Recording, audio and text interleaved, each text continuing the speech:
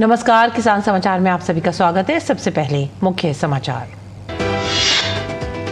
9 से 12 अक्टूबर तक ICAR NASC Pusa में आयोजित अंतर्राष्ट्रीय लिंग सम्मेलन में हुई चर्चा। महिलाओं और युवा कृषि उद्यमियों को अभी भी चुनौतियों का करना पड़ता है सामना। महिलाओं और युवा कृषि उद्यमियों को बढ़ावा देने की है जरूरत। विश्व स्तर पर कृषि खाद्य प्रणालियों में लैंगिक असमानता बनी हुई है चुनौती। कावेरी नदी के पानी को लेकर तमिलनाडु और कर्नाटक के बीच खींचतान जारी। बुधवार को कावेरी जल विनियमन समिति की बैठक में कावेरी को पानी को लेकर किया गया फैसला। कर्नाटक को 16 से 31 अक्टूबर तक 3000 क्यूसेक छोड़ना होगा पानी।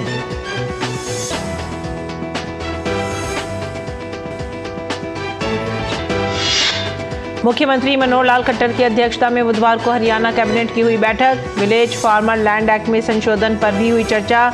रैसमाइजेशन आयोग को विधित दे दी गई है मंजूरी। मुख्यमंत्री ने कहा, विलेज कॉमन लैंड एक्ट में बदलाव पर लग गई है मोहर। उत्तर प्रदेश में बिक्री केंद्रों पर बुआई के समय से 15 दिन पहले बीज उपलब्ध कराने का प्रशासन ने दिया निर्देश। जमाखोरी और कालाबाजारी पर कठोरता से नियंत्रण पर जोर। 60.25 मीट्रिक टन उर्वरकों की उपलब्धता का लक्ष्य तय।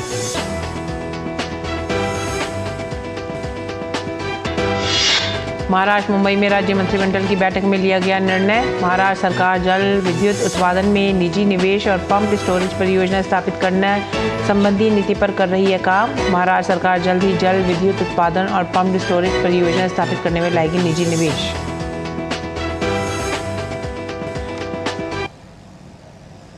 मुख्य समाचार के बाद खबरें विस्तार से। 9 से 12 अक्टूबर 2023 तक ICAR NASC पूसा में आयोजित अंतर्राष्ट्रीय लिंग सम्मेलन में व्यापारिक दिग्गजों, मॉडल किसानों और वैज्ञानिकों के एक पैनल चर्चा में सामने आया गया है कि महिलाओं और युवा कृषि उद्यमियों को अभी भी चुनौतियों का सामना करना पड़ता है जो उन्हें न्याय संगत और लचीली कृषि खाद्य प्रणालियों की दिशा में आगे बढ़ने से रोकती हैं। इन चुनौतियों में वित्त तक पहुंच की कमी, सीमित भूमि स्वामित्व, अनौपचारिक और अनैतिक कार्य और उनकी ज़रूरतों के बारे में आवाज़ उठाने के कम अवसर शामिल हैं।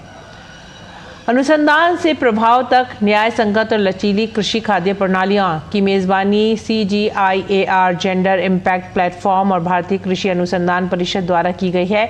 इसका उद्घाटन सोमवार को राष्ट्रपति श्रीमती द्रौपदी मुर्मू ने किया था। इस 4 दिवसीय सम्मेलन के दूसरे दिन 18 समांतर सत्र आयोजित हुए, जिसमें बाजरा की कटाई के बाद प्रसंस्करण में महिला किसानों के कठिन परिश्रम को कम करने के उपाय, महिला रेहड़ी पटरी वालों और फेरी वालों के बीच लिंग अंतर का आकलन और आंध्र प्रदेश और तेलंगाना में किसानों के बीच बीज की पसंद के लिंग आधारित चालक जैसे विषयों पर 80 से अधिक वैज्ञानिक पोस्टरों की प्रस्तुतियां शामिल थीं।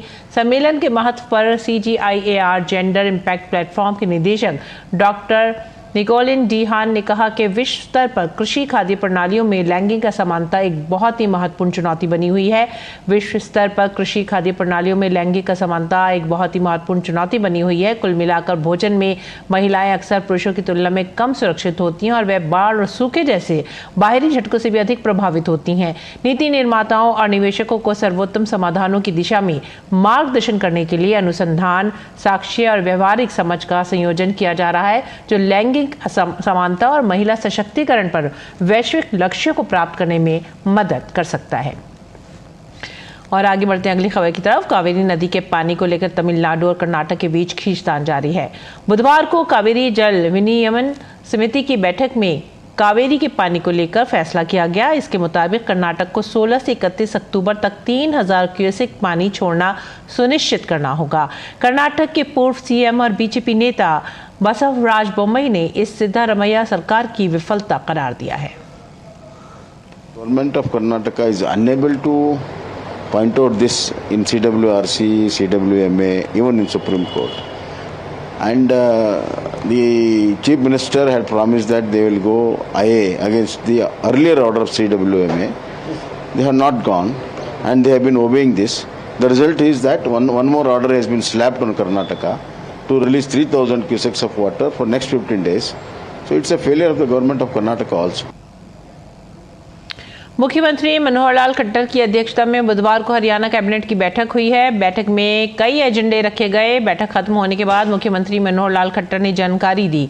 सीएम खट्टर ने कहा कि कैबिनेट की बैठक में 36 एजेंडों पर चर्चा हुई। मुख्यमंत्री खट्टर ने कहा कि Sonipat metropolitan development authority bill पर चर्चा की गई। सोनीपत मेट्रोपॉलिटन डेवलपमेंट अथॉरिटी का प्रस्ताव रखा गया। इसके साथ ही श्यामला जमीन पर गौशाला स्थापित करने पर विचार विमर्श भी किया गया। सीएम खट्टर ने कहा कि जमीन एक्ट एजेंडे पर बैठक में मोहर लगी। इसके साथ ही आयुष पद्धति से इलाज को मान्यता मिली है। मुख्यमंत्री ने यह भी कहा कि इस बैठक में 3 एजेंडों को दोबारा से रिवाइज करने के निर्देश दिए गए हैं। मनोहर लाल खट्टर ने कहा है कि विलेज फार्मर लैंड एक्ट में संशोधन पर भी चर्चा हुई।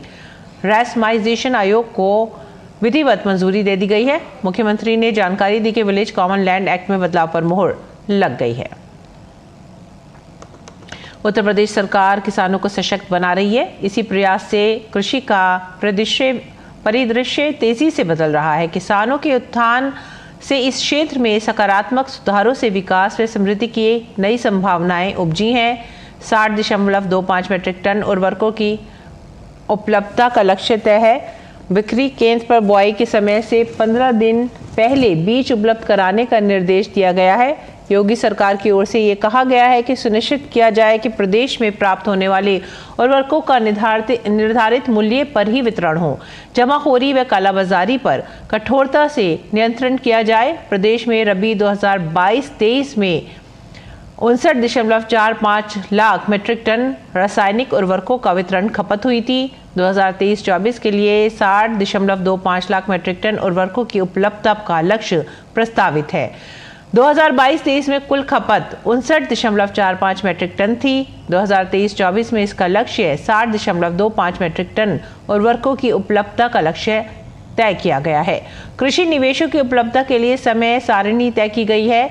रबी उत्पादन कार्यक्रम की सफलता के लिए कृषि निवेशों की पर्याप्त मात्रा में आपूर्ति की व्यवस्था बुआई से पहले कर लेना आवश्यक है। अलसी का बीज 10 अक्टूबर तक बिक्री केंद्रों पर उपलब्ध कराने की तिथि निर्धारित की गई है। और उत्तर प्रदेश के मुख्यमंत्री योगी आदित्यनाथ ने आगरा में लघु उद्योग भारतीय राज्य उद्यमी सम्मेलन में कहा कि ये 1 डिस्ट्रिक्ट 1 प्रोडक्ट का परिणाम है कि उत्तर प्रदेश पिछले 5 वर्षों से अपने निर्यात को बढ़ाने में कामयाब रहा है। इन्हीं कारोबारियों की मेहनत का नतीजा है कि उत्तर प्रदेश आज आर्थिक समृद्धि के शिखर पर है। उत्तर प्रदेश तो प्राचीन काल से ही इसकी आधार भूमि रही है। अलग अलग प्रकार के उद्यम अलग अलग क्षेत्रों में रहे हैं और उसी को पुनर्जीवित करने के लिए प्रधानमंत्री मोदी जी की प्रेरणा से हमारी सरकार ने 2018 में उत्तर प्रदेश के अंदर 1 डिस्ट्रिक्ट 1 प्रोडक्ट की अपनी अभिनव योजना चलाई थी। 1 डिस्ट्रिक्ट 1 प्रोडक्ट के माध्यम से परंपरागत उद्यम को प्रोत्साहन कर देने के लिए उन्हें टेक्नोलॉजी मिले, उन्हें डिजाइन मिले, उन्हें पैकेजिंग के लिए प्रशिक्षण दिया जा सके, उनके लिए मार्केट भी उनको उपलब्ध करवाया जा सके और सरकार से उन्हें हर प्रकार की सुविधाएं उपलब्ध हो। इसके लिए सरकार के स्तर पर एक प्रयास प्रारंभ हुआ था और आज उसके बहुत अच्छे परिणाम हम सबके सामने हैं। हम सब जानते हैं कि आज 1 डिस्ट्रिक्ट 1 प्रोडक्ट की इस अभिनव योजना का परिणाम है कि उत्तर प्रदेश पिछले 5 वर्ष के अंदर अपने एक्सपोर्ट को 250 गुना बढ़ाने में सफल रहा है। अगली खबर महाराष्ट्र से। महाराष्ट्र सरकार जल्द ही जल विद्युत उत्पादन में निजी निवेश और पंप स्टोरेज परियोजना स्थापित करने संबंधी नीति लाने वाली है। मुंबई में राज्य मंत्रिमंडल की बैठक में इस बारे में निर्णय लिया गया। पंप स्टोरेज जल विद्युत परियोजना अलग अलग ऊंचाई पर 2 जल भंडारों का विन्यास होता है, जिसमें पानी के 2 जलाशय ऊपर नीचे बनाए जाते हैं। निचले जलाशय की तरफ बहता पानी टरबाइन से होकर गुजरता है, जिससे बिजली उत्पन्न होती है। राज्य सरकार ने 2025 तक गैर पारंपरिक स्रोतों से बिजली उत्पन्न 25,000 मेगावाट करने का लक्ष्य रखा है। और भारत सरकार देश के नागरिकों को खाद्य ज़रूरतों को पूरा करने के साथ अब पोषण आधारित ज़रूरतों को पूरा करने के लिए भी प्रतिबद्ध है। इसी क्रम में भारतीय कृषि अनुसंधान परिषद ने तकरीबन 100 से अधिक ऐसे फोर्टिफाइड किस्में तैयार की हैं जो भारत सरकार की मिड डे मील जैसी योजनाओं के पात्र लाभार्थियों के लिए पोषण सुरक्षा की ज़रूरतों को पूरा करने का काम करेंगी। पादप प्रजनन के जरिए तैयार फोर्टिफाइड किस्मों के विषय पर हमारे संवाददाता ओपी यादव ने बात की भारत के पूर्व कृषि आयुक्त व ICAR के पूर्व उप महानिदेशक डॉक्टर JS संधू से। खाद्य सुरक्षा की जरूरतों को पूरा करने के साथ साथ पोषकता युक्त खाद्यान्न उपलब्ध कराने के लिए भारत सरकार ने पादप प्रजनन के जरिए बायोफोर्टिफिकेशन को बढ़ावा देने का काम किया है। इस तकनीक के जरिए किस तरह फसलों में पोषकता युक्त खाद्यान्न देश के नागरिकों को मिलेगा, इन सभी विषयों पर बात करने के लिए हमारे साथ मौजूद है भारतीय कृषि अनुसंधान परिषद के पूर्व उप महानिदेशक और भारत के पूर्व कृषि आयुक्त डॉक्टर JS संधू।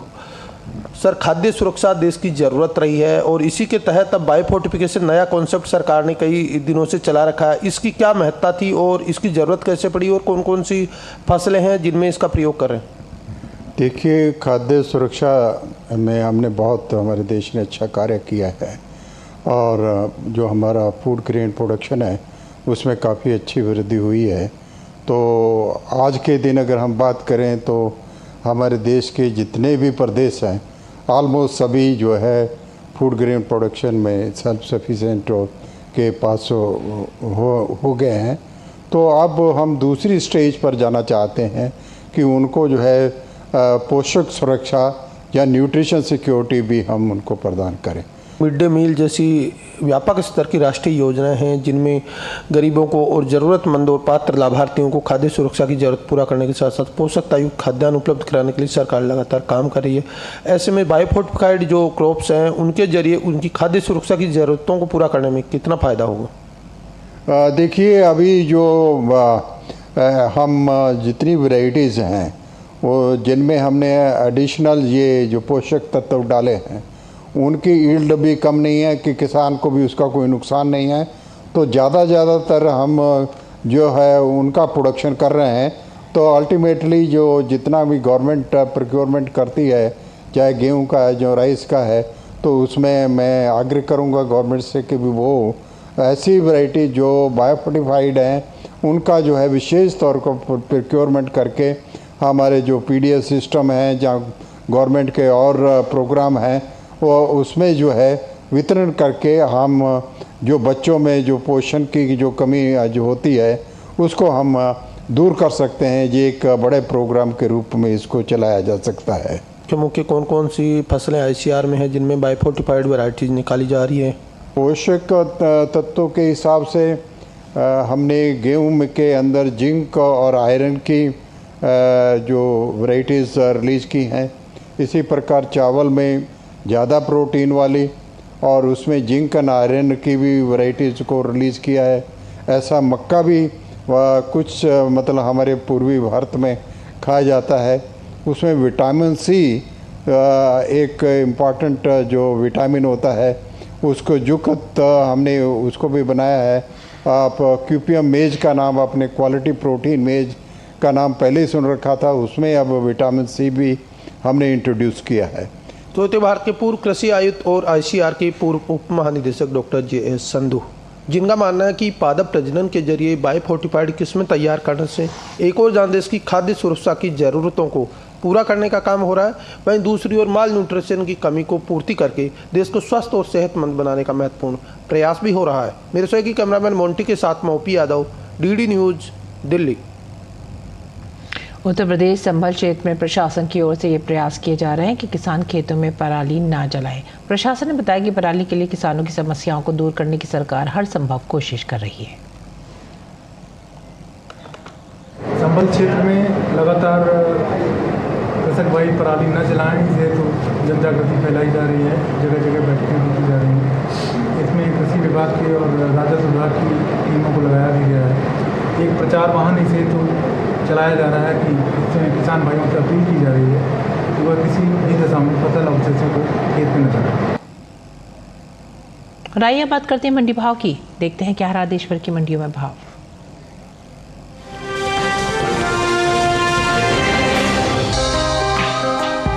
कृषि उपज मंडियों में मूंग की आवक सामान्य है। भाव की बात करें तो बुधवार को सूरतगढ़ मंडी में मूंग के सौदे मजबूती के साथ हुए, जबकि सादुलपुर मंडी में इस दौरान मूंग के सौदों में कोई बदलाव देखने को नहीं मिला।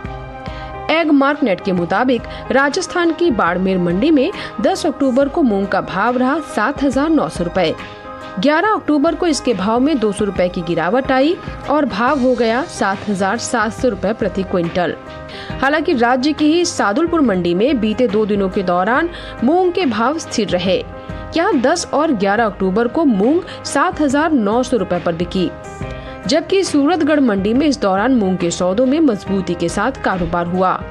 यहाँ 10 अक्टूबर को मूंग का भाव था 7,400 रुपए। 11 अक्टूबर को इसके सौदे 175 रुपए उछलकर 7,575 रुपए पर हुए। राजस्थान की ही मालपुरा मंडी में मूंग के भाव की बात करें तो यहाँ बुधवार को मूंग का भाव रहा 7,450 रुपए। वहीं उत्तर प्रदेश की जरार मंडी में इस दौरान मूंग के सौदे 7,560 रुपए पर हुए। चालू खरीफ सीजन में मूंग की बुआई बीते साल से पीछे चल रही है। कृषि मंत्रालय के साल 2023 के लिए जारी आंकड़ों के मुताबिक 22 सितंबर तक खरीफ मूंग की बुआई 31,56,000 हेक्टेयर में हो पाई है, जबकि बीते साल इस दौरान खरीफ मूंग की बुआई 33,92,000 हेक्टेयर में हुई थी। यानी इस साल खरीफ मूंग की बुआई बीते साल से 2,36,000 हेक्टेयर पीछे चल रही है। घरेलू स्तर पर इस साल कुल मूंग की रिकॉर्ड पैदावार होने का अनुमान जताया गया है। कृषि मंत्रालय के तीसरे अग्रिम अनुमान के मुताबिक देश में साल 2022-23 के दौरान मूंग की पैदावार 37,40,000 टन होने की उम्मीद है, जो बीते साल की समान अवधि के दौरान 31,66,000 टन रही थी। प्रोटीन से भरपूर दालों की निर्यात की बात करें तो भारत से होने वाले दालों की निर्यात में इस साल कुछ कमी देखने को मिली है।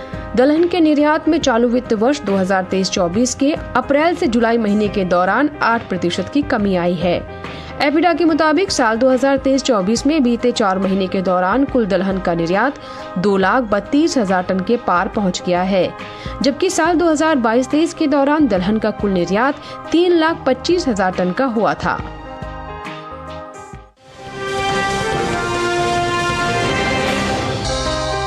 चालू खरीफ सीजन में सोयाबीन की बुआई बीते साल से आगे चल रही है।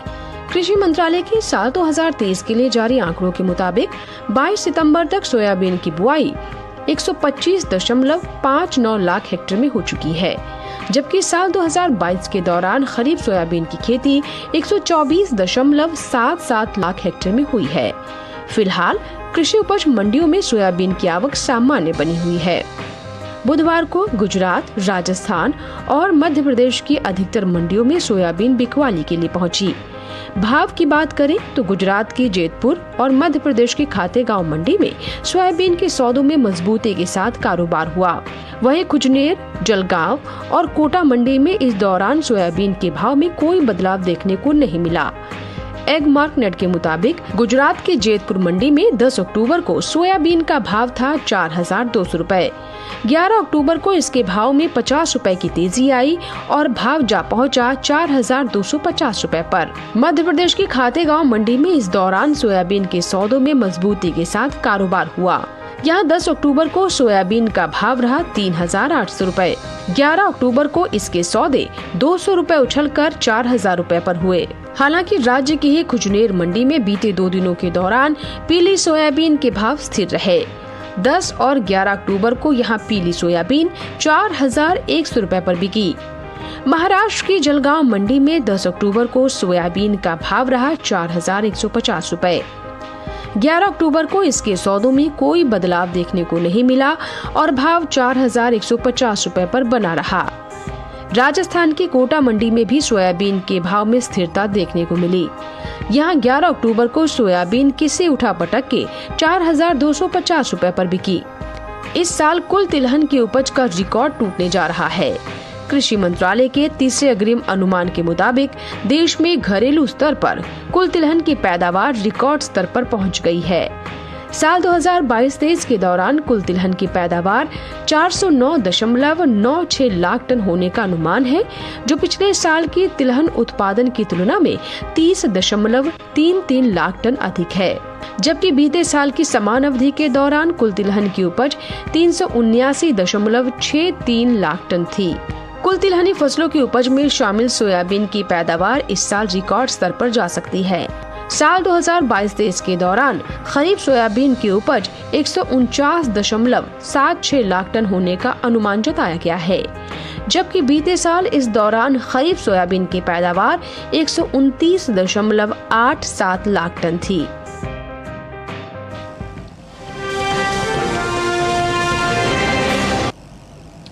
और आइए बात करते हैं मौसमी खेती की। किसान इस मौसम में कैसे रख सकते हैं अपनी खेती का ख्याल, देखते हैं।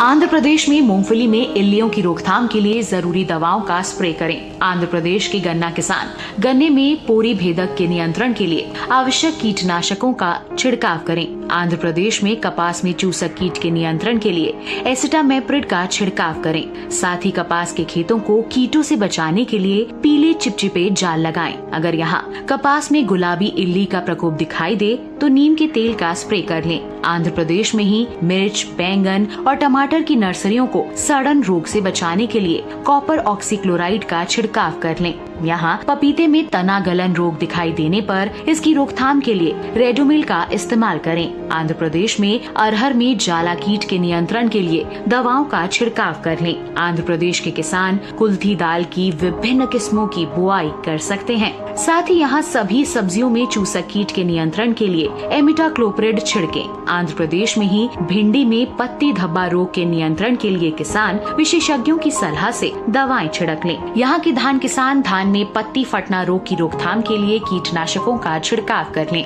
तेलंगाना के किसान मूंग और उड़द की बुआई का काम 15 अक्टूबर तक कर लें। अरंडी की बुआई भी यहाँ 15 अक्टूबर तक की जा सकती है। यहाँ तेलंगाना के उत्तरी और दक्षिणी इलाकों में 15 अक्टूबर तक मूंगफली भी बोई जा सकती है। अगर यहाँ मूंगफली में लीफ माइनर का प्रकोप दिखाई दे तो इसके नियंत्रण के लिए जरूरी दवाएं छिड़कें। तेलंगाना में मिर्च में इल्ली का प्रकोप हो तो इसके नियंत्रण के लिए इनके अंडे और लार्वा को इकट्ठा करके नष्ट कर दें। अगर प्रकोप ज्यादा हो तो इमामेक्टिन, बेंजोएट और फिप्रोनिल का छिड़काव कर लें।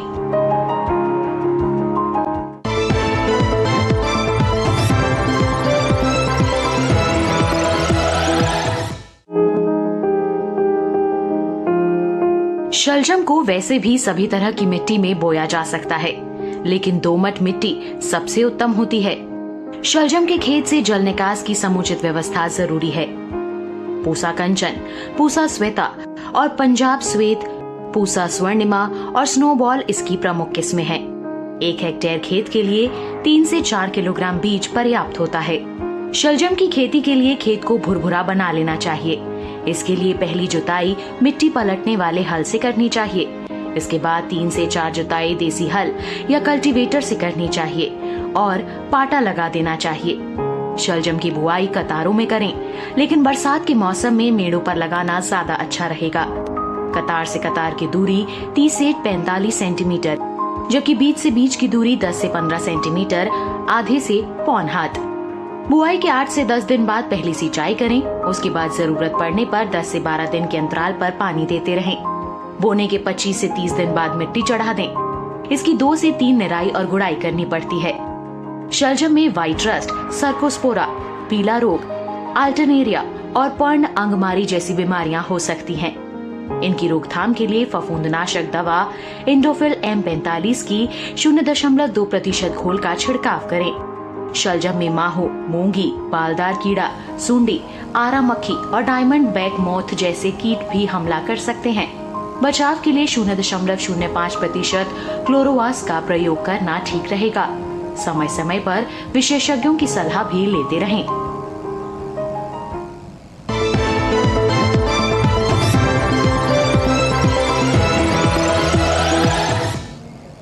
और आइए अब जानते हैं कुछ और खबरें खास खबर में।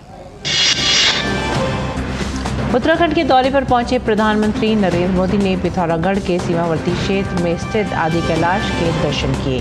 प्रधानमंत्री ने वहां स्थित पार्वती कुंड पहुंचकर विधि पूर्वक पूजा की। गूंजी स्थित ITBP कैंप पहुंचने पर प्रधानमंत्री का पारंपरिक तौर पर स्वागत किया गया। प्रधानमंत्री भी कलाकारों के रंग में नजर आए।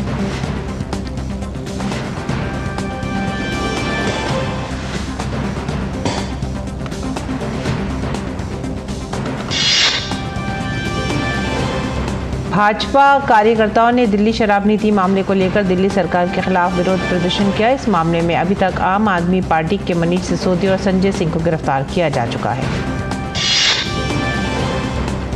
सुप्रीम कोर्ट ने एनसीपी नेता नवाब मलिक की अंतरिम जमानत 3 महीने बढ़ा दी है। मनी लॉन्ड्रिंग मामले में इस साल अगस्त में सुप्रीम कोर्ट ने मेडिकल आधार पर नवाब मलिक को जमानत दी थी। नई दिल्ली से कामाख्या जा रही नॉर्थ एक्सप्रेस बुधवार की रात बिहार में दुर्घटनाग्रस्त हो गई। हादसा बक्सर जंक्शन से ट्रेन खुलने के कुछ ही देर बाद रघुनाथपुर पूर्वी गुमटी के पास हुआ। केंद्रीय मंत्री अश्विनी चौबे प्राथमिक अस्पताल रघुनाथपुर पहुंचे और वहां रेल हादसे में घायल हुए लोगों से मुलाकात की। केंद्रीय मंत्री ने घायलों को मिल रही स्वास्थ्य सुविधाओं की भी जानकारी दी। लोकसभा अध्यक्ष ओम बिरला ने गुरुवार को मेट्रो में सफर किया। उन्होंने कहा कि हमारे देश की आम महिलाएं भी आम महिलाएं नहीं हैं। ये सभी महिलाएं महिला सशक्तिकरण का ज्वलंत उदाहरण हैं। और राजधानी दिल्ली के पीरागढ़ी इलाके में एक फैक्ट्री में भीषण आग लग गई। आग की ऊंची लपटें देख इलाके में हड़कंप मच गया। दिल्ली अग्निशमन विभाग ने बताया कि आग अब नियंत्रण में है। संयुक्त राष्ट्र में भारत के स्थायी मिशन के परिसर में वासुदेव कुटुंबकम पट्टिका का अनावरण किया गया। संयुक्त राष्ट्र में भारत की स्थायी प्रतिनिधि रुचिरा कंबोज और भारतीय सांस्कृतिक संबंध परिषद के अध्यक्ष डॉक्टर विनय सहस्त्रबुद्धे ने इसका अनावरण किया।